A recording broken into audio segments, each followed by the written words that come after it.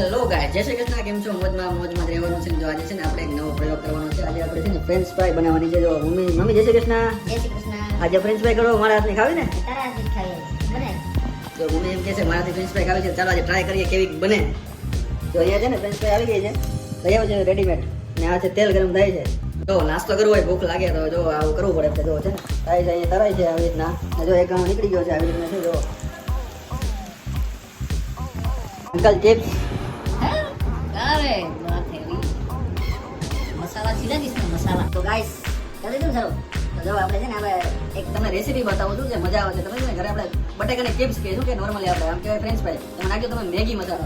એકદમ મજા આવશે તમને ખાવાની. જો ખાસ હતા તો આપણે નાખશું મેગી મસાલો. જેવું તમારો સ્વાદ અનુસાર સ્પાઈસી ખાવું તો સ્પાઈસી વધારે નાખવાનું. એકવાર ટ્રાય જરૂર કરજો તમે, મજા આવશે. મને તો બહુ